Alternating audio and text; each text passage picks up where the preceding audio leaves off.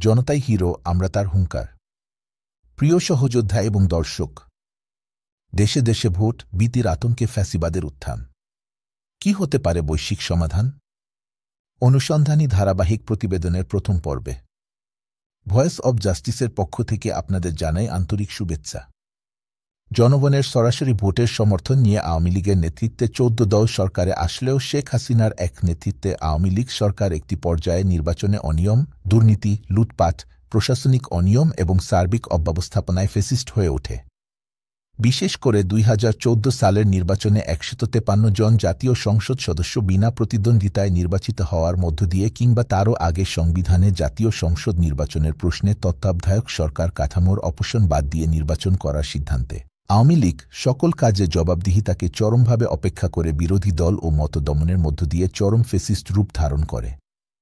দেশে একটি ভয় ও আতঙ্কের পরিবেশ জারি করে লুটেরা, দুর্নীতিবাজ ও অত্যাচারী লোকদের পৃষ্ঠপোষকতা করে চরম স্বৈরাচারী হয়ে ওঠে।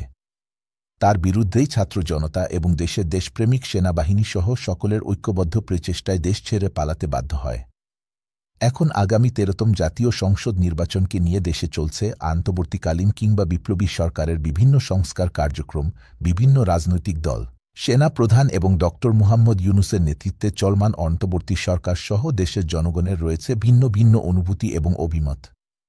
বৈশ্বিক প্রেক্ষাপটে উক্ত নির্বাচন এবং আগামীর বাংলাদেশ নিয়ে ধারাবাহিকভাবে প্রকাশিত হবে ভয়েস অব জাস্টিস এর বিশেষ প্রতিবেদন নির্বাচনের মাধ্যমে কাটবে কি ফেসিস্ট সংকট? ব্যক্তি, পরিবার, দেশ, জাতি ও সভ্যতার অত্যন্ত গুরুত্বপূর্ণ এই প্রশ্নের ফলাফল জানতে ভয়েস অব জাস্টিস এর অনুসন্ধানী ধারাবাহিক প্রতিবেদনে আপনাদের স্বাগতম। এই চ্যানেলটিকে সাবস্ক্রাইব করুন, ফলো করুন, লাইক করুন, আপনার মতামতের ভয়েস প্রদান করুন। যেখানেই সমাজ ও সভ্যতার ক্রাইসিস সেখানেই জেগে উঠবে ভয়েস অব জাস্টিস। আমরা কাজ করছি দ্বিতীয় পর্ব নিয়ে। সাথে থাকুন ভয়েস অব জাস্টিস এর। ধন্যবাদ।